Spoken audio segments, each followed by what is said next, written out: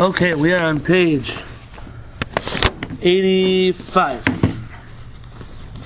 85. We're starting to get into the real meat of this book. This is our third winter together. Really? Wow. Our third winter together. And we're just getting started. We're really moving along rapidly. 2012. Oh, Yeah? look at that. Wow. Look at that. I didn't even know it was that It's close. exactly 2 years. Wow. When we started in this little corner over here when my office was back there behind some Yes. bookcases. Look how the world keeps changing. Yeah, and look how much has changed since that. In 2 years, look at that. Oh, Hashem. Yeah. So I'll tell you, when we get into the deeper parts of this book, the more we go forward, the harder it's going to get to keep things in my style. I'll explain to you what I mean. I'm not a philosopher. I am from a camp of anti-philosophers. My rabbi Rav Peretz is not. The camp of Rambam. We don't. Yeah. Rav Peretz, whenever he sees philosophy, skips it to the next page. I once asked Rav Peretz a question about the writings of Rav Kook, and he told me incredible things about Rav Kook, and he said, but I don't study so much of his writings. I said, why not? I thought maybe he doesn't like him. But he said, no, it's just too philosophical for me. I don't appreciate philosophy so much. Every neshama and the things they like. When I was teaching in Israel, I had students who would sit down, they were philosophy majors, and they would discuss all kinds of crazy questions. Can you actually prove something? Does every proof have something that you must believe in before you can prove in it? Back and forth, fighting and fighting and fighting. This kind of existence, that kind of existence. And I'll tell you about me. When we study the Kuzari, I don't study it as a book of Jewish philosophy. Rather a book on Jewish emunah. Emunah being the connection that we have to HaKadosh Baruch Hu. Emunah. The philosophical parts here are just necessary to engage the reader in philosophical discussions. But the real principle, so what are we getting at? Where are we coming from? What we spoke about last week is the root of all the problems that we have today. What did we speak about last week? We spoke about Aristotle, that had he been born in a different place, in a different time, he could have been like Rambam. the Rambam. Yeah. But circumstance had him born in a different place, in a different time, and he ended up coming out in a whole different world.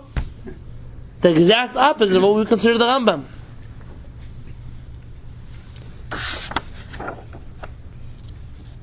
Very often we find ourselves led by people who should not be leading.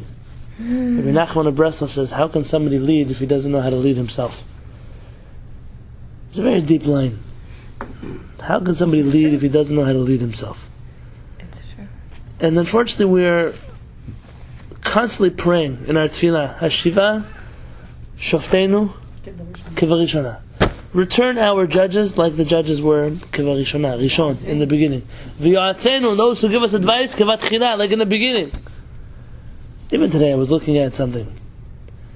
Someone put up pictures of Menachem Begin's apartment and David Ben Gurion's little shack. And even though these are not my Shoftim, nor are they my Yoatzim, they were leaders of the state of Israel. And you look at the way they lived. Menachem Begin lived in a 2.5 bedroom apartment for 30 years. Oh, really? 30 years. I could show you his presidential palace. I have pictures of it right here. This is where I'll show you. This was Menachem Begin's apartment. Wow. Simple. 30 years.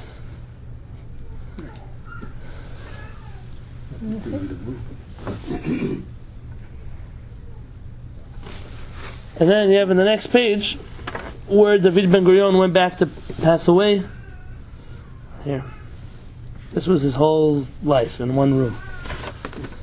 Really? That's typical kibbutz. Typical kibbutznik. Before This they bedroom now. Before they made money off the whole Jewish people.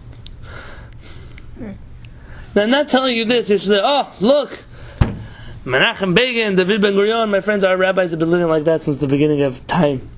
Rav Eliashiv, Rav Chaim Kanievsky, Rav Avadia was an exception to that rule, but only later in his life, not because of himself.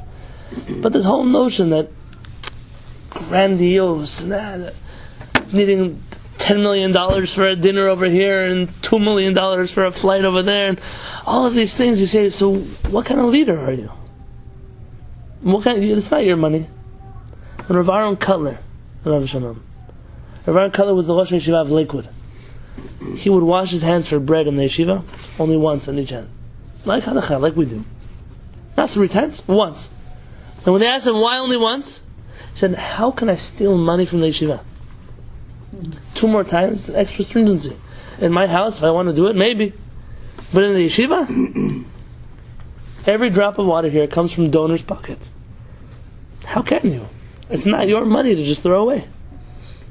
When I was in yeshiva, Rabbi Temler, Alav Shalom, he would tell us that when we used paper towels in the yeshiva, we should only use 2. Not 3, not 5, 2. Is it because people donate these things? You just think you could take 6, 7 people, they crumple up and they throw it in the garbage. He said, who let you steal from what's called Mamon Hekdesh, from money of a holy place? If we raised our kids like that, I promise you, Beit Knesset wouldn't look the way it does. People come into Beit Knesset and use whatever they want, however they want, whatever they want. How can it be that a person comes to Beit Knesset, Mamon Hekdesh, and they think we can do whatever we want with it?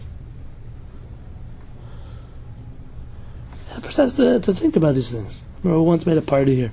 We had to buy drinks. And these drinks were on sale in a different store. So my wife said, where are we going to go buy them? I said, we're going to buy the food here and the drinks over there. I said, why over there? I said, because over there they're in a significant sale. I said, but it was from the Beit Knesset. That's the Beit Knesset says we have a budget. It's within our budget. I said, but still, it's Mamon Hekdesh. It's still money from the 50 cents. 50 cents, I don't know what it's going to do, but you have to treat Mamon Hekdesh like that. People have to change the way they look. So we ask for our leaders from back in the day. So many of our leaders, it's not their fault. I don't want to make it malicious. But they didn't grow up in the right place. They weren't trained in the proper yeshivot, by the proper rabbis, and now they lead the Jewish people off the cliffs of history. You have to say, so it's okay that you're a big rabbi and you have a big beard, you know a lot of Torah, good for you. But are you the person who's really symbolizing what Jewish values are? Even some of our great giants, and I'm not here to speak bad about them, it's not a problem to say, okay, this is a big tzaddik, but we don't do anything like you said. Because at the end of the day, being a tzaddik doesn't mean that you're worthy of leading the Jewish people. And the person has to look back and say, are my Jewish leaders, are they setting the trend for Judaism? Or is Judaism setting the trend for how they live their life? Are they the ones who get up and say, this is the way we live our lives because this is the way we're Jewish? I'll give you an example. I was reading today in introduction to a new book that I bought yesterday. I was in Los Angeles, and my wife and I, every month, we put aside money to buy books. So we went there, and all the money we saved for the last while, we spent on buying Jewish books. And one of the books that we bought is a book that I used to have in HaShamayim on my computer. I learned it on the computer, and I see they finally printed it in a real book. And this introduction to the book, one of the rabbis giving the approval, the haskamat to the book, he said, how is it that we have rabbis that when they speak Hebrew, they use all kinds of fancy English words, like scientific words or academic words? How? He said, it's not a Jewish language. You speak Hebrew, so why would you bring non-Jewish vocabulary into your Hebrew? He said about the Ish Matzliach, Rabbi Matzliach Mazuz of Jerba, that he refused to use the word encyclopedia. It's not a Jewish word. He would call it a otzar milim. That's what he would call it. A collection of words. Not an encyclopedia is not a Jewish word. His son, the same thing. Chacham Ovadia writes a similar idea in his Yebiyah Omer. Rabbi Shimshon Pinkus.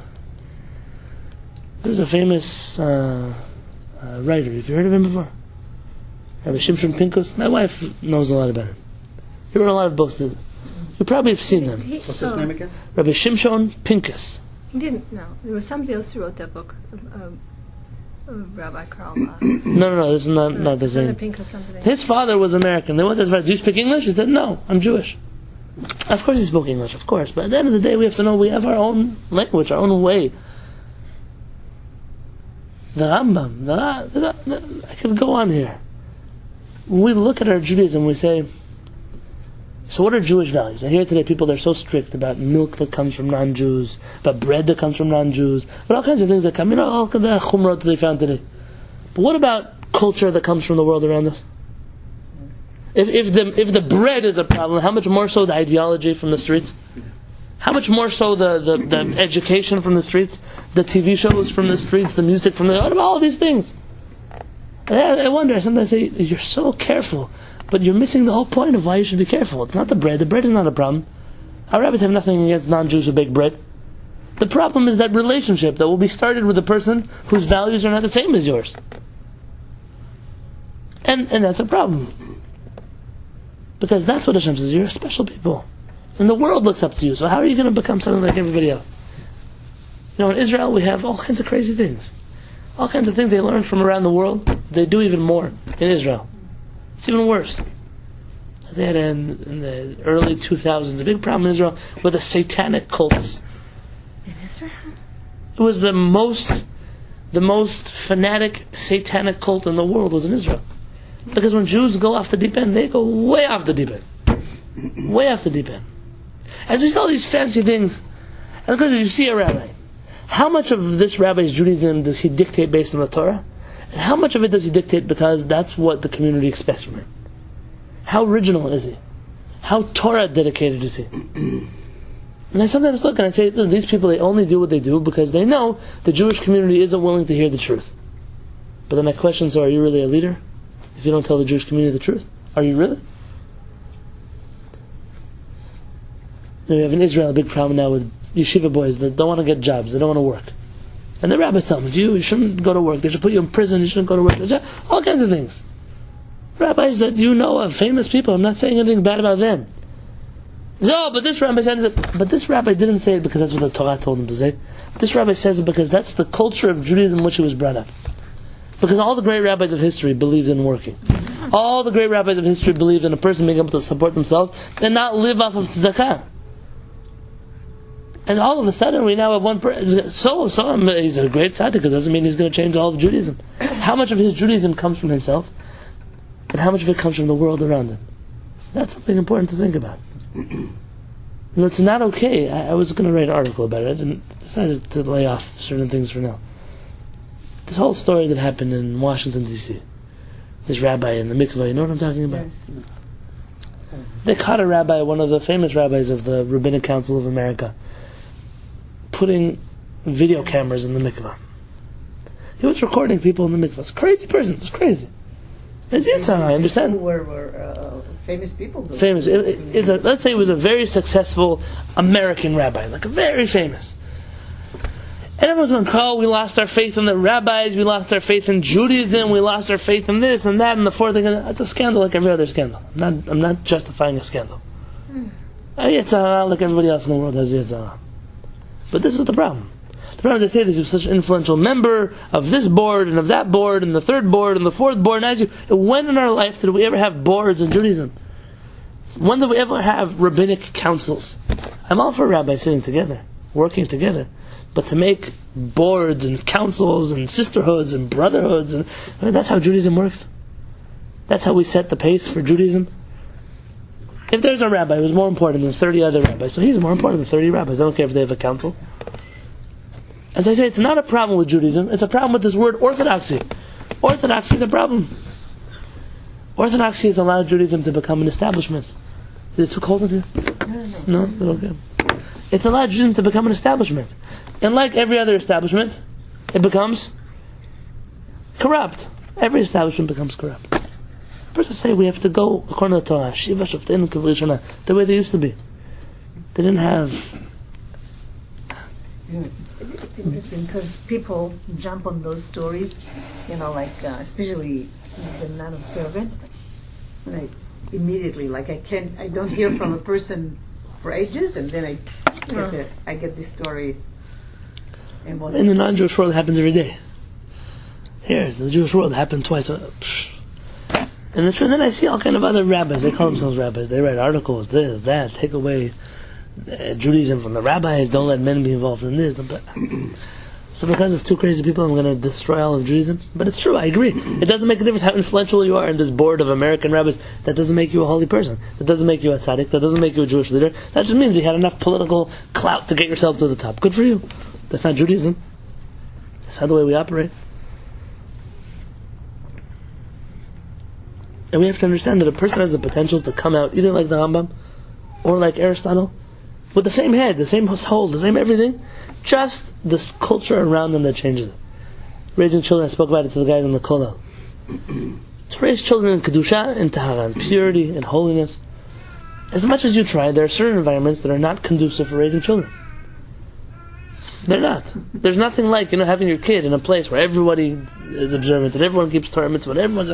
So that doesn't mean that it's a guarantee for anything. But your kid has a certain worldview that is now embedded in him.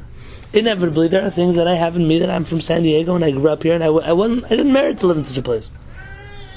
And so you have to create that place, you have to create that environment, or to know when to say, okay, my kid or myself or we have to go somewhere else. What? You said you can't We can't what? go somewhere else. No, not myself. I'm speaking about people. People have to know themselves.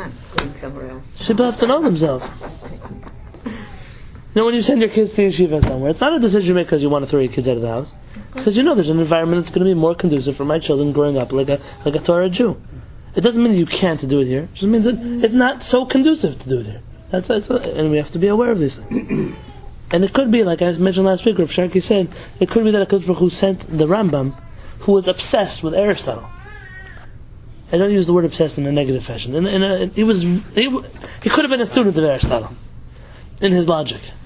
And the Rambam used Aristotelian logic to disprove Aristotle. And that's how you know that logic is subjective.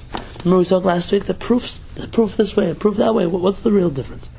Proofs are only valid when they have a tradition that backs them up, because two logical things one can be logical, another one's logical, so how do you decide between the two of them? You have to have a tradition on one side. You have tradition and logic, call it a good one. So let's see inside. Amar Kuzari, the Kuzari asks, 66, on page 85, 66. V'chi yesh b'mofet hachra'a titpashet b'sechem. But how can the mind entertain an idea of creation if the opposite, eternal existence, has already been proved? But who approved it? Aristotle. Yeah. Aristotle. So he said, Rabbi, how can you expect me to believe in creation when I believe that Aristotle already logically proved that the world has always existed? Amar hechaver, says the Rabbi, Ume'ayin lanu mofet b'she'ela azot. Chalil la'el shetavo ha'torah b'ma she'idche raya o mofet. He said, the Rabbi said, when was this issue ever proved? God forbid. The Torah never expects us to believe in things contradicted by evidence or proofs. Be very, very careful what we're reading right now. אך תבוא התורה בנפלאות ושנות המנהגים לברי הדברים או להפך דבר לדבר אחר, להורות על חוכמת בורא העולם ויכולתו לעשות מה שחפץ בעת שיחפוץ. The Torah does, however, recount miracles. The miracle, that is, departures from nature. What is a miracle? There's a natural order to the world. HaKadosh Baruch Hu changes the order of the world. An exception to the rule. It's exactly. It's kind of you put the world on pause and change on it, go back. Such as new creations or transformations of things. And the note says, such as turning the water into blood, as it did in the first Egyptian plague. It's not to prove that God exists. What's the proof that it doesn't prove that God exists? Right after the miracles in our Tanakh, what did the Jews do? They always go back to what the Egel Hazav, the golden calf. What, you didn't see all of this stuff? Because it's not there to prove to a person that God exists. In order to teach about God's wisdom and His ability to act upon His will at a desired time. What is it showing? It doesn't show that God exists. Rather that God has the ability, HaKadosh Baruch Hu has the ability to change things when He decides. He has the wisdom, the power to do what He wishes. The Kuzari is telling us something very interesting here. more than what he said last week. Last week he told us you can't really prove anything, and I want to tell you this again. You cannot really prove anything. You cannot prove that God exists. You cannot prove the Torah is from Sinai. You cannot prove these things. I mentioned this last week. Those tapes. You hear it? Yes, I heard it today in the show. You still can't prove it. No, he says that you can. You can. And it quotes a pasuk that You God can or says, can't. You can't. You can. Oh, That oti azvu, like God says, v'torati tishmeru, like God says, leave me alone. You can't understand me. Just keep the Torah. Just do what I tell you to do. Don't try to understand.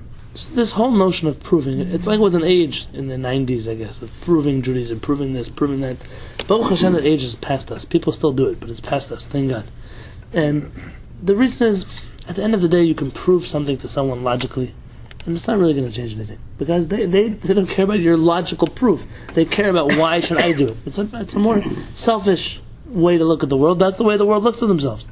A proof, you could prove one thing, you could prove another thing, and that the same way proof shouldn't shake us up. You see, when prove someone logically, it shouldn't shake us up. Says the Kuzari Afuch, the Torah doesn't expect us to believe in things contradicted by evidence or proofs. ושאלת החידוש והקדמות עמוקה. And then he says, and in brackets, Rabbi Krap can add something nice here. It is not true that the eternal existence theory has already been proven. It's proven, the word is proved, the word. I think it's proven, but it could be proved also. It already is proved by I'm just reading this word, it doesn't seem right to me. Well, I always say proven, but I don't know. Could be we made it up. Who knows? No, they're both Yeah. there. This is the question as to whether the universe was created or has always existed, timelessly. וראיות שתי הטענות גם כן שוות.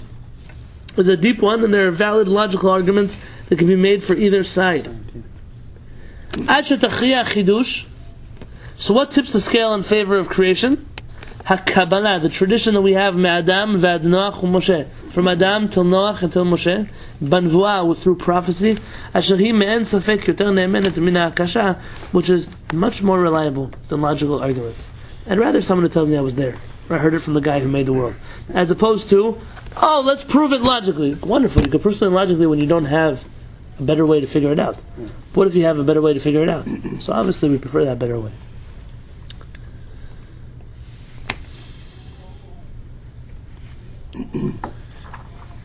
It could be also that what he's trying to tell us here, that could you really prove that the world was always eternal?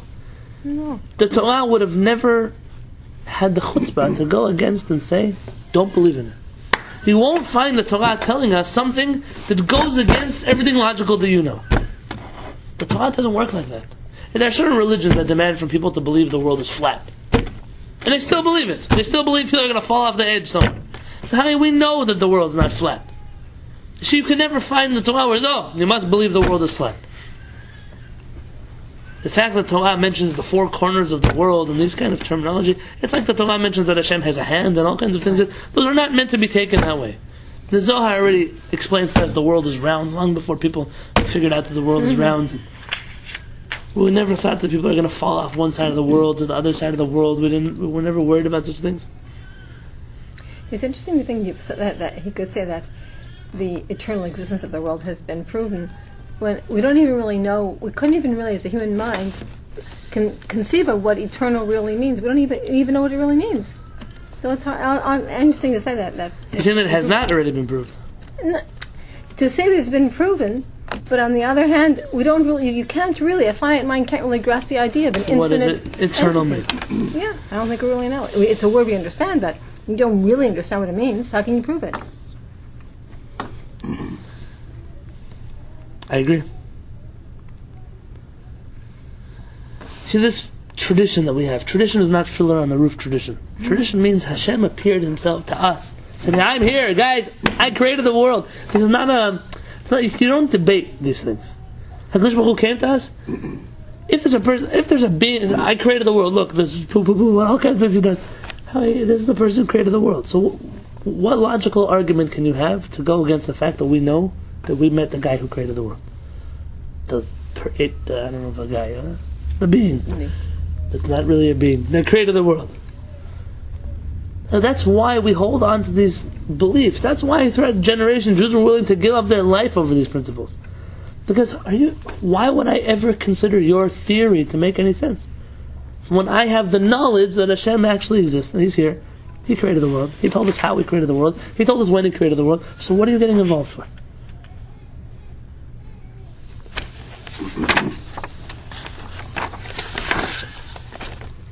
And then he says something crazy.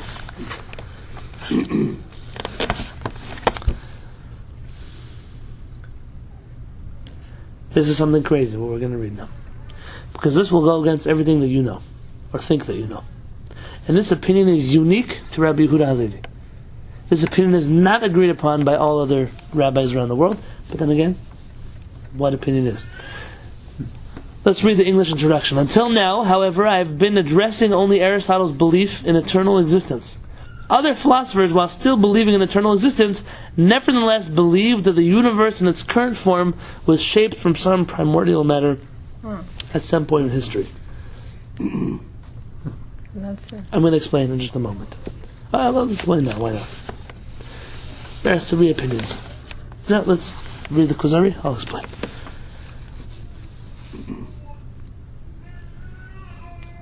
V'im haya mitztarech ba'al haTorah. Were a Jew of faith, not faith, it says here one of Torah, a Torah Jew, would have to la'aminu lehodot, to believe and admit bihuli b'chomer kadmon v'olamim rabim kodem ha'olam hazeh, in some primordial matter that God used to create the current universe, and that this primordial matter had been used previously to create other universes as well. Lo haya bazeh pagam be'emunato. This would not be a blemish in his faith or constitute a defect of faith. Ki hu ma'amin ki ha'olam hazeh hu chadash mizman yadua. Because at the end of the day, he still would believe that this world had been created at some finite time. Utchilat ha'adam asher hayu bo Adam v'Chava, and that humankind stemmed from the first people, Adam and Chava. Rambam in the Moreh Nevuchim gives the same idea, as it says in the bottom here.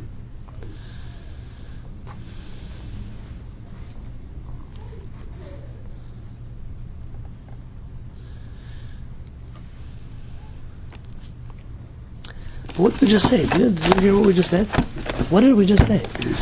If a Jew says that the world has always existed, He can't. He didn't say that. If he believes in the Torah, he can't. here he's talking like pre-Bereshit. He's saying that there could have been other worlds created, but Hashem didn't like them, From and this he got current rid of universe. them. Well, is he saying them? Is he saying Rabbi Yonatan Halevy, this is what you should believe in? No, he's Saying if a person were to believe in such a thing, why? Let's say he was forced by logical reason to believe in such a thing. Yeah, now what? What is he saying? Tell me. You think this But it person doesn't matter. It doesn't matter. It doesn't make a difference. Because at the end of the day, what does he really believe in? that Hashem made the That That world this world, the one we're in right now, was created at a certain point, like Kadosh Baruch Hu said, at a finite time? and that Adam and Chava were the beginning of creation. Some have twisted these words a little bit to try to read in different concepts into this, about worlds being created and destroyed beforehand that could possibly be where dinosaur skeletons come from, and all kinds of things like that. Could be not. I don't get involved in these things. Doesn't it say somewhere, I don't know, in the Kabbalah maybe, that there were other... Okay, yeah, you're right. In the Zohar, yeah. Okay. But here's what we do know. Rabbi Yonatan Halevy seems to say it's not such a big deal. It's not. So one of the things that we consider to be like the biggest deal of all, Rabbi Yonatan Halevy is coming and saying, don't worry about it, it's not such a big deal. It's not such a big deal. Why would it be a big deal? To say that the world's before this world? Hashem doesn't say that in the Torah. No, it doesn't. It's not what the book of Bereshit seems to be telling us. In the beginning, there's a beginning of everything. Okay. But this world. Here he's saying that the primordial matter of this universe was used to create other universes. Before this, I mean, Yeah, where it's like Play-Doh. You build this and that, and you smush it all together and start over again. Yeah, okay. Now, why does it make it? Why would a person want to believe in such a thing? Why do we care? Because it's It doesn't very really matter. difficult to, I don't know, to understand the idea that there was nothing before. Say even better than what you just said. What's also very difficult? That's a good one you just said, but there's something even also difficult for people. But there's nothing before the creation. There was nothing. Like nothing Rachel. that's- You're saying like Rachel. I agree with you. Here we're saying, imagine if a person says, I would believe in Judaism if it wasn't for those first few verses of the Torah. I would believe in everything. But why do you have to start off in the beginning? I think the beginning happened X, Y, and Z. This is what happened. It seems to be Rabbi Yonatan Halevy is saying if that's what he feels he has to believe in, because scientifically he feels that's the truth, give it to him. Give it to him. Why fight him on that? Why fight about creationism versus... Yeah. At the end of the day, he believes in Adam and Chava. He believes the world, this world that we live in right now, came into being at a certain point in time. So those are basic Jewish beliefs. Let him have that little bone. So Raquel is right. It doesn't matter. Yeah. Well, that's what he seems to be telling us. It doesn't. Now that goes against what we really think. As Jews, we wouldn't tolerate such a belief. Because Reshit is the beginning of what we know as this universe, this world. Who knows what happened before? And I don't know. It's not really relevant, and it doesn't contradict. Hashem seems to think it's relevant because he started off the whole Torah with that. I'll tell you, when we have people who say, does Judaism believe in evolution? No, not really. I mean, you could Just to make a a certain point, but- point. Not as Like, expounded for by example, science. No. I read somewhere that God created a certain number of species in the ocean, but then they mixed. So you find In other the Jewish source? Huh? In the Jewish source? Yes, and I think but I think I heard it in relation to kosher signs. Okay. So they said it doesn't matter how many, like they mixed and therefore I hear created, but it didn't. But you still wouldn't find a fish that has a still One or not the other. Yeah. So let me share with you where this comes into play. There are Jewish opinions, the Ramban, the Or HaChaim HaKadosh, that suggest that it could be the world is much older than 5,774 years old. Could be. And they read into Bereshit all kinds of things. 6 days is not 6 days until man is created, because what is it? Time. There was no God created time. We say that 1,000 years is like 1 day for Baruch Hu, so on and so forth. Meaning time is really only relative to human beings. And so only when there are humans do you now have this concept of 6 days. And therefore they conclude all kinds of things that evolution could have taken place in those 6 days, whatever it is that they need to come up with. And that contradicts very many other Jewish sources that don't give room for such an opinion. Rather, 6 days or 6 days. Torah kipshuto. You don't have verses that you don't have a mikra, a verse that comes out of its pshat, out of its simple meaning. Just like people like the Lubavitcher Rebbe, who are very well versed in science, but called the Ramban and the Or HaChaim HaKadosh apologetics. That's what Lubavitcher Rebbe called them. That's a pretty big thing for someone 1,000 years later to call rabbis much older than him. But that's what he said. And the reason being, he says, listen, we know that a divorce contract in Judaism, a get, has to be, every word in there has to be true. If there's one mistake, even by the nickname they call the person, the whole get is invalid. If you say in this get, the beginning says for 5,700 years since the world was created. It says the Lubavitcher Rebbe, so are you lying there? Because according to these rabbis, it could have been 10 million years, who knows? So it must be they're wrong. It must be they're just trying to... Okay, whether they're right or wrong, irrelevant for my discussion right now. But maybe give people that bone. Let them, whatever they want to think happened before Bereshit. As long as they agree with that Adam, Chava, let's take the world from there. It seems to be that Rabbi Yonatan Halevy is being very flexible here, on a principle that other people are not so flexible about. Now that we know this, let's break up the world into 3 categories. 3 categories. There are 3 approaches to creation in philosophical terms. The first is the approach of Aristotle. What is Aristotle telling us? It was always there. Yeah, Ha'olam hu kadmon. The world is eternal existence. It doesn't have beginning, and it will also not have an end. How did Aristotle get there? Logic. Here's logic.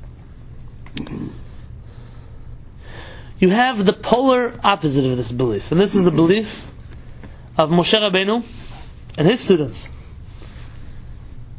which trump Aristotle by a lot. Who's Moshe Rabbeinu's students? Who are they? Hoshua. Us. Yeah. I'm not. Us. We are the students of Moshe Rabbeinu. Why do we call Moshe Rabbeinu our rabbi? Did you ever meet him? No, but he's still our rabbi. Because we are loyal to the teachings of Moshe Rabbeinu. A rabbi who gets up and changes teachings from Moshe Rabbeinu, he's not a rabbi. He calls himself something else. He could be a guru, he could be a priest, how many wants to be? He cannot be a rabbi.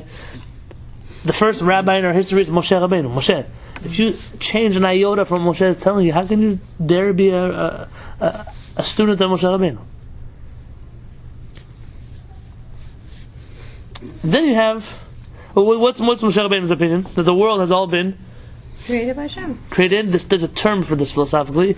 Yesh me'ayin. Very nice. Yesh, something, me'ayin, from nothing. You'll see this term at the bottom of on page 86 in the parentheses at the end of footnote 62. Yesh me'ayin. Nihilo. Yeah.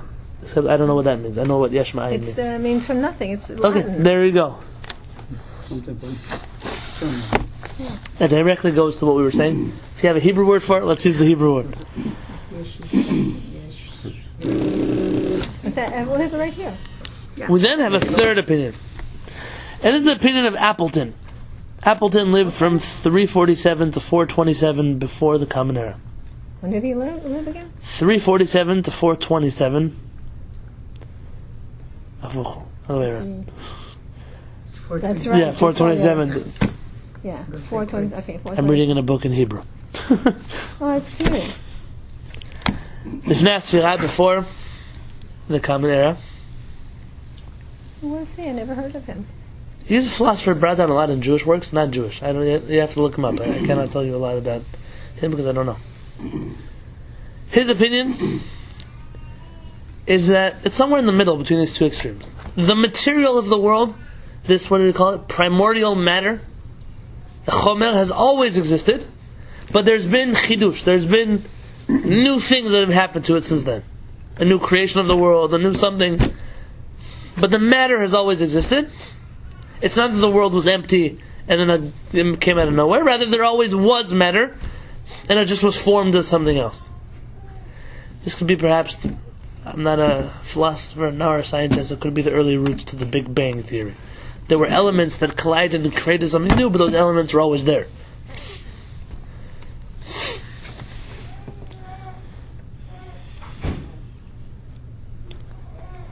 The question here is, can a person say, not like a Jew cannot believe in Aristotle's belief? Why not? Aristotle's belief in eternal existence is It doesn't go according to Torah. it directly contradicts the Torah. Yeah. Because he says it never had a beginning, never had an end. It excludes God from this picture. But what about Appleton's belief? That the material has always been here. But there's a new creation that came into being. Can a Jew say, maybe I believe in that? I see overwhelming logical proof to believe in that. Let's say you came to that conclusion. Like when Rabbi Yonatan Halevy. So it sort of sounds more like what he says over there. Right. It seems like it's not kfirah, it's not heresy. We wouldn't, throw him out of the Jewish community for believing such a It thing. sounds like this when they talked about previous worlds that were destroyed, like when you read in Right. No, that's exactly what it is. And along comes a rabbi called the Ralbag. The Ralbag, I believe his Hebrew name is Rabbi Levi ben Gershom. Ever heard of the Ralbag before? But they call him Gershonides or something like that. Gershanovi? Mashu kazeh. Ralbag. Ralbag. See, whereas the Sfaradim mostly had rabbis who influenced the entire world, like Maimonides, Nachmanides, Rabbi Yonatan Halevy, the Ashkenazim didn't. They did not, except for a person like the Ralbag. Ralbag was famous, even in non-Jewish philosophical circles, they study the Ralbag. He's considered a very heavyweight Jewish philosopher. He has a book called Milchamot Hashem, The Wars of God. And in his third essay in the Words of God, the sixth essay in the Word of God, he says that if someone says, Ki yesh tzad bebriya shel chidush, v'tzad shel kadmut, if there is a little bit of, like a part of the creation was always old and part of the creation is new, it's okay. It's okay. And it seems to me that that's actually the opinion of the Ralbag. The Ralbag believes that the world is new but created from old things. old material, old matter. Along comes another rabbi. This rabbi is much more famous than the Ralbag in our modern day circles. Could be because we've censored the Ralbag out of our history. Really? And we do that to a lot of people we don't like. I'm not at all taking away from the Ralbag's holiness. I'm saying the Jewish people may have struggled with one of his teachings. Along comes a rabbi named the Maharal. Who's the Maharal? The Maharal of Prague, Rabbi Yehuda Lowy. I don't know how you pronounce his last name. Levy. The Maharal of Prague, in his book Netzach Israel, the Eternity of Israel, in the 27th chapter,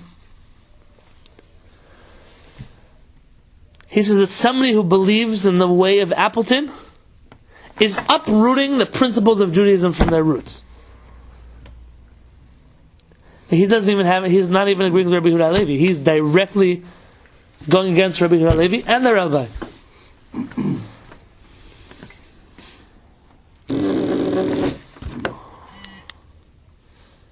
There's derech eretz. Somebody calls you once, twice, 3 times, 4 times, how many times? It's not an emergency. I know it's not an emergency. If it's an emergency, we answer.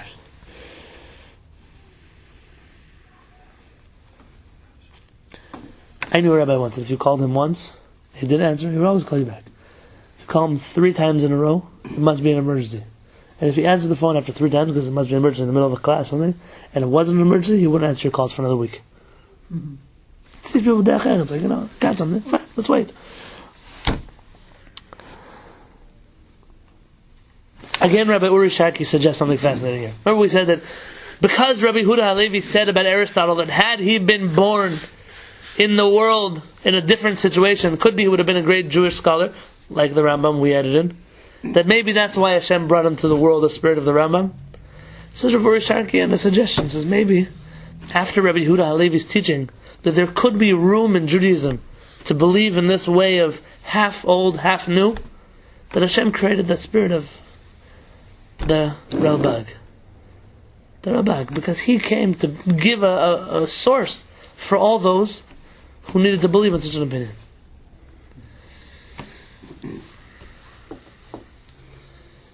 Next week I want to discuss with you something very interesting. You know, in halakha we have rules. Yechid v'rabim, majority and a minority argue with each other. Halakha kerabim, we follow the majority. Always, majority rules in Judaism. Now you know that the acronym, Yechid v'rabim, halakha kerabim, we Sfaradim, we say it's at the end of Tfilat HaDerech. It's the name of Hashem. Yud, a Vav, a Hey, and a Chaf. It's also the same acronym of Yom HaKippurim. It's the acronym of those words. It's one of the names of Hashem. I mean, that's like a God-given rule. That majority, minority, we follow the majority. Most rabbis are of the opinion that this only exists in the time of the Sanhedrin, where all the rabbis were sitting with each other having a discussion, proving, disproving. You follow the majority. But that today, there's no such thing as a majority. How do you count the majority? Let's say you have all the Sfaradim do something because we all follow Rabbi Yosef Karo. Does that mean that you have now who knows how million people doing one thing? Those all count as a number? Or are we all just following one opinion?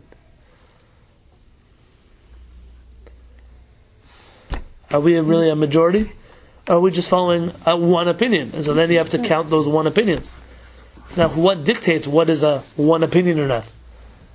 Figuring out Yechid v'Rabim, Halakha Kerabim is very complicated. People like to use it. All the rabbis say, what do you mean all the rabbis? I can find you 5 rabbis who disagree. So now all the rabbis don't say something. So now do I have to follow all the rabbis? There's no such thing as all the rabbis. And so we have to then have this discussion. What matters of philosophy? Halakha, we know there's a system. In Jewish philosophy, Jewish belief, if you have a valid Jewish source for something that you believe in, even though it's a minority, are you allowed to have that belief? Yes. Or are you not? Can you, paskin, can you decide that one thing is no longer valid in Jewish philosophy? If you have a good source for it, no. In halakha, we have such an idea. Philosophy or practical halakha? Well, assuming that it wouldn't interfere with your practical halakha. Practical halakha, we know. You could say, this person's psak, we don't follow. Sorry. That we do in halakha. The question is, the matters of hashkafa, of worldview, of philosophy, is there such a thing? Yes. That seems to be a big modern day debate among different Jews. He's very talkative. Very talkative. He got it from his parents. Oh, Hashem. I'll tell you the truth. This is something you have to think about, because this will lead to many problems in the world. An example we spoke about, and we'll speak about next week. Everything our rabbis say in the Talmud, is it true? I sound heretical. I know I sound heretical. Well, they do a lot of debates in the Talmud on very minor details. Let's say Talmudic conclusions. Do we always have to follow that?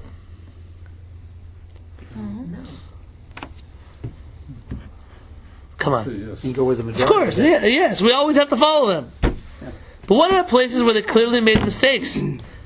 Such as in science, or medicine, Then they can. or who knows, math, I don't know, whatever some area, physics, who knows. It can be re-argued, and then, right? So here's the thing, some rabbis suggest, Rabbi Avraham, the son of the Rambam, says, listen, in our house we had a tradition.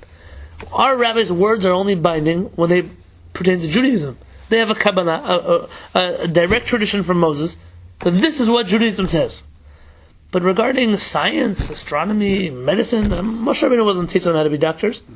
Those are things that they came to conclusions in their own time. Let's say you have one rabbi says, you must eat organic food. Another rabbi says, you don't have to eat organic food at all. Who's right? The first one. The third one. Meaning, this is not a halachic debate over here. This is a scientific debate. And so therefore you wouldn't say, oh, his halacha is you have to eat organic food. What kind of thing is that? So the Rav Avram ben Aramim, along with Rav Sadia Gaon, Rav Shamshon Rafarah, they say, listen, there's no such thing as proving or invalidating an opinion in philosophy, even if it's a minority opinion. What if you're one of the early Sephardic Rishonim, who believed that Kabbalah was idolatry? What if you're one of those rabbis that believe the book of the Zohar was a fabrication? Oh my. And the writings of the Arizal were heretical. What if you believed in that?